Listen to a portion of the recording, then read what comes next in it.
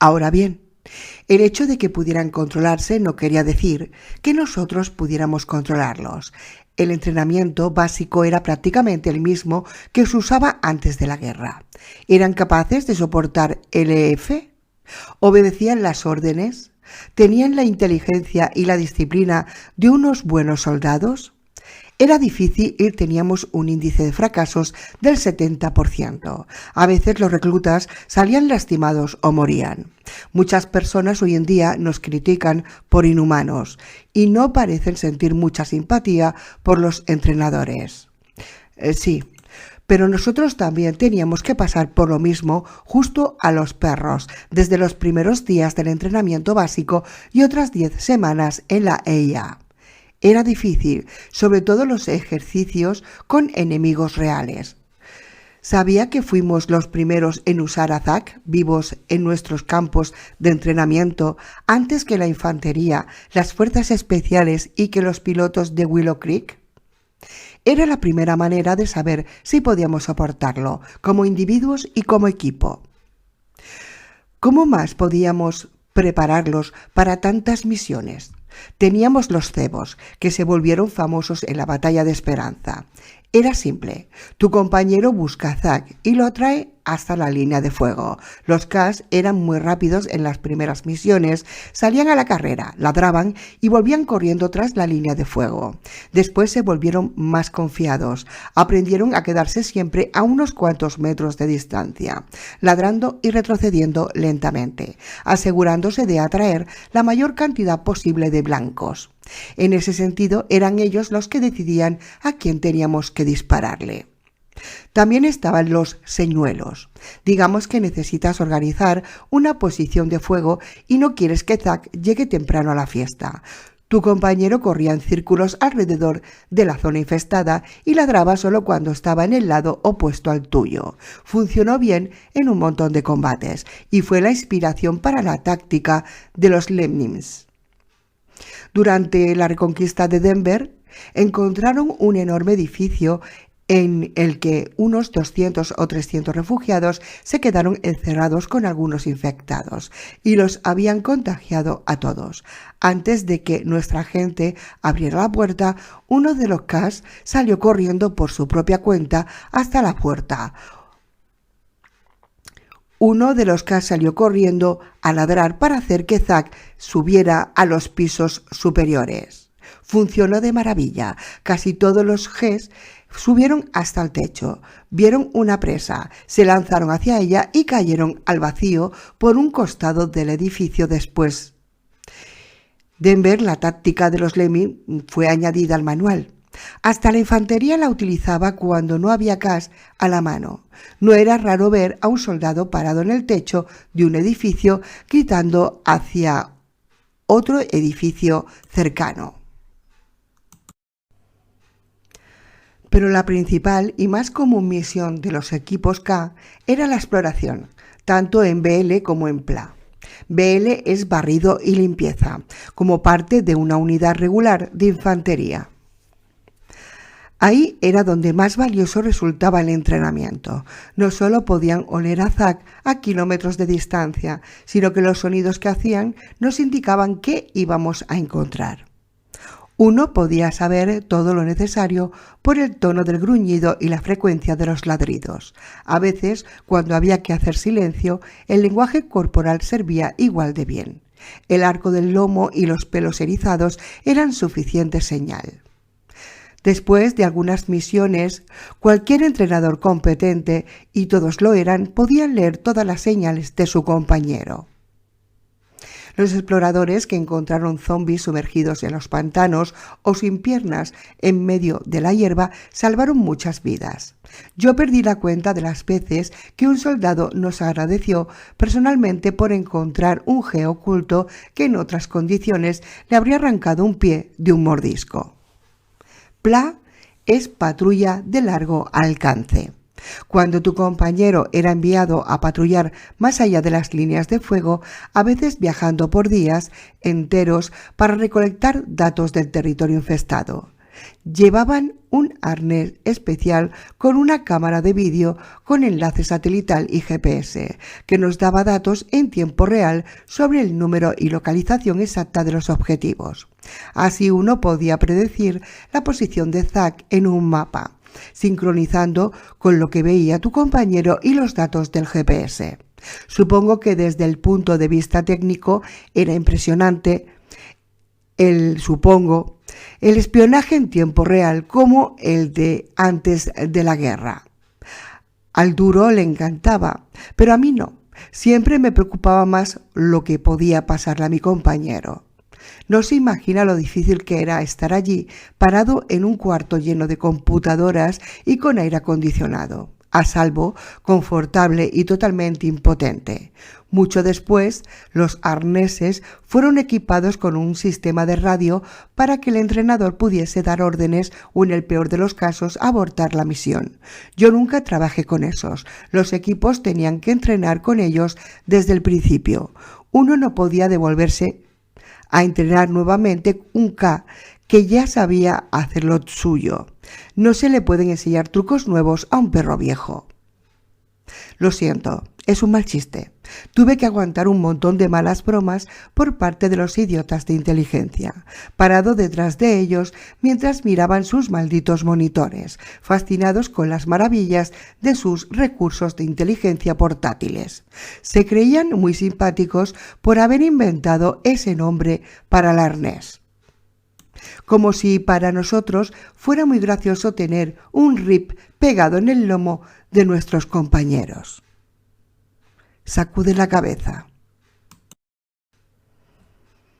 Y yo tenía que quedarme allí, apretando los puños, mirando lo que veía mi compañero mientras cruzaba bosques, pantanos o pueblos. Los pueblos y las ciudades, esas eran lo peor. Esa era la especialidad de mi división. Ciudad Perro. ¿Alguna vez escuchó hablar de ella? ¿La escuela K9 de combate urbano? Sí, esa. Y era una ciudad de verdad. Mitchell, en Oregón. Acordonada, abandonada y llena de Gs activos. Ciudad Perro. En realidad debieron haberla llamado Ciudad Terrier, porque casi todos los Ks que criábamos en Mitchell eran terriers. Diminutos escoceses, Norwich y Yorkshire. Bueno, para moverse entre los escombros y espacios estrechos. En lo personal, Ciudad Perro me suena bastante bien. Yo trabajaba con un Dutch. Eran los mejores guerreros urbanos. Eran duros, inteligentes y sobre todo los minis. Se sentían perfectamente cómodos en espacios cerrados. De hecho, para eso habían sido criados originalmente. Perro tejonero. Eso es lo que significa Dachshund en alemán. Por eso los criaron con esa forma de salchicha, para poder cazar en las estrechas madrigueras de los tejones. Entenderá por qué esa raza era la mejor para los agujeros de ventilación y los pasadizos de un campo de guerra urbano. La habilidad de pasar por una tubería, un ducto de aire, dentro de una pared falsa, lo que fuera y sin perder la calma. Esa era una característica muy valiosa. Nos interrumpen como si entendiera de qué estamos hablando. Una pequeña perra llega cojeando hasta Darnell. Es vieja. El hocico está completamente blanco y el pelo de las orejas y la cola se ha caído casi por completo. Hablándole al perro. Hola, niña. Con mucho cuidado, Darnell la levanta y la pone sobre sus rodillas. No debe pesar más de 4,5 kilos, aunque se parece a un Dachshund en miniatura. El lomo es más corto de lo normal en esa raza. Sigue hablando con el perro. ¿Estás bien, Mace? ¿Cómo te sientes? Se dirige hacia mí. Su nombre completo es Maisie, pero nunca le decíamos así. Mace nos parecía mucho mejor, ¿no cree? Con una mano le frota las patas traseras, mientras que con la otra le acaricia el cuello. Ella lo mira con unos ojos lechosos y apagados y le lame una mano. Los de raza pura eran un fracaso garantizado, demasiado neuróticos, con demasiados problemas de salud, lo que uno se esperaría de unos animales que fueron criados solo por su aspecto.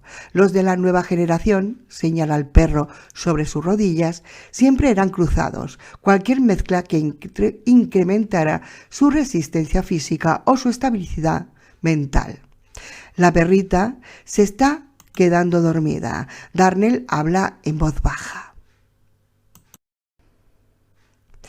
Eran duros y necesitaban mucho entrenamiento, no solo individual, sino también en grupo, para trabajar en las misiones de PLA. Esas, sobre todo en territorio salvaje, eran muy peligrosas. No solo había que preocuparse por Zack, sino también por los perros salvajes. ¿Recuerda los feroces que eran? Todas esas mascotas y perros callejeros que se agruparon en manadas siempre eran un riesgo y rondaban sobre todo en las zonas poco infestadas, siempre buscando algo que comer. Tuvimos que abortar un montón de misiones de PLA hasta que introdujimos los perros escolta. Señala el perro dormido. Ella tenía 2 escoltas. Pongo que era mitad pitbull y mitad rottweiler, y Perdi, que no tengo ni idea de qué diablos era Perdi, mitad pastor alemán y mitad estegosaurio, supongo. Nunca la habría dejado acercarse a ese par de monstruos si no hubiese realizado todo el entrenamiento con sus dueños. Resultaron ser escoltas de primera, ahuyentaron manadas salvajes en 14 ocasiones y 2 veces se metieron a pelear con ellos. Una vez, Perdi salió persiguiendo a un mastín de 100 kilos. Le agarró la cabeza entre las mandíbulas y pudimos escuchar cómo le quebraba el cráneo a través del micrófono del arnés. La parte más complicada era hacer que Mace se limitara a cumplir con la misión. Ella siempre quería unirse a las peleas. Sonríe mientras mira a la Dachshund dormida. Eran un buen par de escoltas. Siempre se aseguraban de que llegara hasta su objetivo. La esperaban afuera y siempre la traían de vuelta sana y salva. Incluso se encargaban de uno que otro G en el camino. ¿Pero la carne de los zombies no es tóxica? Sí, claro. No. Ellos nunca los mordían. Eso habría sido fatal. Uno veía un montón de perros muertos al principio de la guerra, simplemente tirados, sin heridas, y era porque habían mordido a alguien infectado. Esa es otra de las razones por las que el entrenamiento era tan importante. Tenían que aprender cómo defenderse. Físicamente, Zack tiene un montón de ventajas, pero el equilibrio no es una de ellas. Los Cas siempre podían embestirlos por la espalda o en la nuca y los derribaban boca abajo. Los Minis también tenían algunas opciones para hacerlos caer, metiéndoseles entre las piernas o embistiendo la parte de atrás de las rodillas. Mace era una especialista en eso. Los hacía caer de espaldas todo el tiempo. El perro se mueve, hablándole a Mace. Lo siento, niña. La acaricia en la parte de atrás del cuello. Nuevamente hacia mí. Para cuando Zack se volvía a levantar, ella le llevaba 5 hasta 15 segundos de ventaja. Claro que también sufríamos muchas bajas. Algunos Cas se caían, se quebraban algún hueso. Si estaban cerca del lugar, el entrenador podía ir a recogerlos y sacarlos de allí vivos. Muchas veces se recuperaban y regresaban al servicio. ¿Y las otras veces? Si estaban lejos un cebo o en el PLA, muy lejos para un rescate y demasiado cerca de Zack, nosotros pedimos que les instalaran cargas de misericordia, una pequeña carga explosiva asegurada al arnés para poder sacrificarlos si no veíamos posibilidad de rescate. Pero nunca las aprobaron. Un desperdicio de valiosos recursos, hijos de puta. Mostrar algo de misericordia por un soldado herido era un desperdicio de recursos, pero convertirlos en K-bombas, eso sí les parecía razonable. ¿Perdón? K-bombas. Era el nombre extraoficial de un programa que estuvieron a punto de probar. Algún imbécil leyó que los rusos habían usado perros bomba durante la Segunda Guerra Mundial, amarrándoles explosivos en el lomo y entregándolos para meterse bajo los tanques nazis. La razón por la que Iván canceló ese proyecto fue la misma por la que nosotros no aprobábamos el nuestro. La situación todavía no era tan desesperada. ¿Qué tan desesperado hay que estar para pensar en una mierda como esa? Eso digo yo. Ellos nunca van a admitirlo, pero creo que lo que los detuvo fue el riesgo de provocar otro incidente Edgar. Eso lo despertó. Usted se enteró de eso, ¿no? La sargento Edgar, que Dios la bendiga, era una entrenadora de alto rango, operaba con la DAN. Yo nunca la conocí personalmente. Su compañero estaba en una misión de cebo en las afueras de Little Rock, pero se cayó en un hueco y se quebró una pata. El enjambre estaba a solo unos pasos de distancia. Edgar agarró un rifle y trató de ir a rescatarlo. Un oficial se le paró al frente y comenzó a recitar reglamentos y justificaciones. Ella le vació la mitad del proveedor en la cabeza. La policía militar se lanzó sobre ella y la inmovilizaron. Y todo ese tiempo ella estuvo escuchando por la radio a los muertos lanzándose sobre su compañero. ¿Qué pasó con ella? La ahorcaron. Ejecución pública, con mucho escándalo y todo eso. Pero los entiendo. No, de verdad los entiendo. La disciplina era lo más importante. Obedecer la ley era lo único que teníamos. Así, ¿no? A costa de sacrificar a los seres indefensos como los perros, ¿no? Pues qué bien.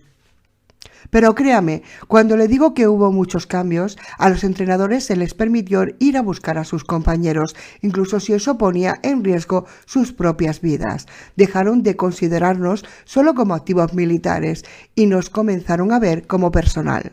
Por primera vez el ejército se dio cuenta de que éramos un equipo y que un perro no era simplemente una máquina que podía reemplazarse si se rompían. Comenzaron a ver las estadísticas de los entrenadores que se habían suicidado tras perder a su compañero. Hombre, normal. Es que es normal. Los expones, y después no puedes ayudarlo, pero ¿esto qué? ¿Esto qué es? Normal, que se suiciden. ¿Quién carga con eso? Con una vida inocente. Con tu compañero, aunque sea perruno.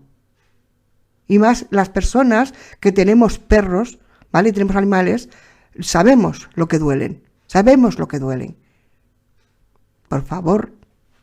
¿Sabías que tuvimos la tasa más alta de suicidio entre todas las ramas del servicio militar? Más que las fuerzas especiales, más que en la patrulla de cementerios, incluso más que esos locos de China Lake. En Ciudad Perro conocí entrenadores de 13 países diferentes. Todos decían lo mismo. No importaba de dónde fueras ni cuál fuera tu cultura y tu educación. Los sentimientos eran los mismos. ¿Quién podía sufrir una pérdida de esas y seguir como si nada? Claro. ¿Alguien es capaz de eso?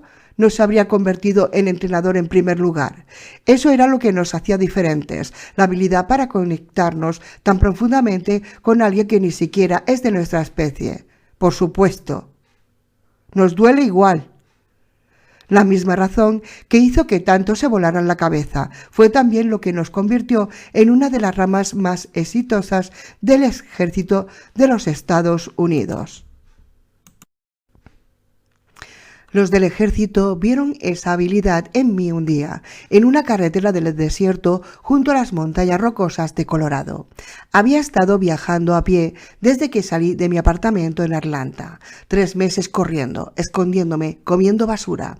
Estaba raquítico, con fiebre y pesaba menos de 50 kilos. Me encontré con estos 2 tipos bajo un árbol. Estaban encendiendo una fogata. Detrás de ellos, en el suelo, había un pequeño chandoso. Le habían amarrado las patas y el hocico con cordones de zapato. Tenía un parche de sangre seca sobre la cabeza. Estaba allí tirado nada más, con los ojos vidriosos y quejándose suavemente. ¿Y qué pasó? ¿Sabe qué? En realidad no me acuerdo. Creo que le di a uno de ellos con mi bate de béisbol. Lo encontraron roto sobre su hombro. A mí me encontraron encima de otro tipo, machacándole la cara con mis puños. 48 kilos, medio muerto, y aún así estuve a punto de matar a ese infeliz. Los guardias tuvieron que agarrarme, esposarme al chasis abandonado de un auto y darme un par de golpes para que reaccionara. Eso sí lo recuerdo.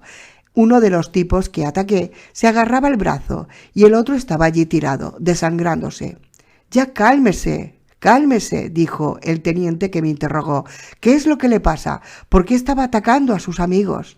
«Él no es nuestro amigo», dijo el tipo del brazo roto. «Es un jodido loco. Y lo único que yo decía era, no lastimen al perro.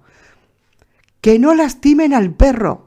Recuerdo que los guardias se rieron. «Jesús», dijo uno de ellos, mirando a los otros dos tipos. El teniente asintió con la cabeza y me miró. «Amigo», me dijo, «creo que tengo un trabajo para ti». Y así fue como me reclutaron. Algunas veces uno encuentra su vocación y otras veces ella lo encuentra a uno. Perdonad que haga tantos incisos en esta lectura, en este capítulo, pero es que me está encendiendo la sangre este capítulo. Esta historia me está encendiendo la sangre. Es que yo hubiera reaccionado lo mismo. Yo veo lo que le están haciendo al perro y a mí me da igual que sean mis amigos o no sean mis amigos. Yo es que vamos a saco con ellos. Pobre animal. Sigo. Lo siento, sigo. Darnell acaricia a Mace. Ella abre un ojo y sacude su cola pelada. ¿Qué pasó con el perro? Ojalá pudiera contarle un final tipo Disney, como que se convirtió en mi compañero y salvamos a todo un orfanato de un incendio o algo así. Le habían pegado con una piedra en la cabeza. Joder, qué lástima. Sus canales auditivos se llenaron de líquido. Quedó sordo de un oído y escuchando muy mal por el otro. Claro que su nariz estaba bien y se convirtió en un buen perro ratonero en la casa que lo adoptó. Cazó suficientes ratas para alimentar a toda la familia durante el invierno. Bueno, supongo que sí es un final tipo Disney, con sopa de Mickey Mouse. Se ríe un poco. ¿Quiere que le diga algo bien raro? Yo antes odiaba a los perros. ¿En serio? Los detestaba. Sucios, apestosos, unas bolas de pelo y babas que se frotaban contra tu pierna y hacían que la alfombra oliera a orines. Dios, los odiaba. Yo era de esos tipos que entraba en una casa y no quería que el perro se me acercara. Era el que me burlaba de los compañeros de trabajo que tenían una foto de su perro en el escritorio. Ya sabe, de esos que siempre amenazaban con llamar a la policía cuando el perro del vecino comienza a ladrar de noche. Se señala con un dedo. Yo vivía en una calle de una tienda de mascotas. Pasaba junto a ella todos los días cuando iba a trabajar y me preguntaba cómo era que algunos perdedores incompetentes podían gastar tanto dinero en un hámster sobrealimentado que solo sabía ladrar. Durante el pánico, los muertos comenzaron a rodear la tienda de mascotas. No sé qué pasó con el dueño. Las rejas de metal estaban cerradas, pero todos los animales seguían adentro. Los escuchaba desde la ventana de mi apartamento, todo el día y toda la noche. Unos cachorros, ya sabe, apenas un par de semanas de nacidos. Unos bebés asustados que llamaban a sus mamás o a cualquiera para que fueran y los salvaran. Los escuché morir, uno por uno, cuando se les acabó el agua y la comida. Los muertos nunca lograron entrar. Seguían acolpados contra la vitrina frontal cuando yo escapé y pasé corriendo a su lado sin detenerme a mirar. ¿Qué podía hacer? Estaba desarmado, sin entrenamiento. Además, no podía cuidar de ellos. Apenas fui capaz de cuidar de mí mismo. ¿Qué podía hacer? No. Pude haber hecho algo. Mace suspira dormida. Darle la acaricia suavemente. Pude haber hecho algo.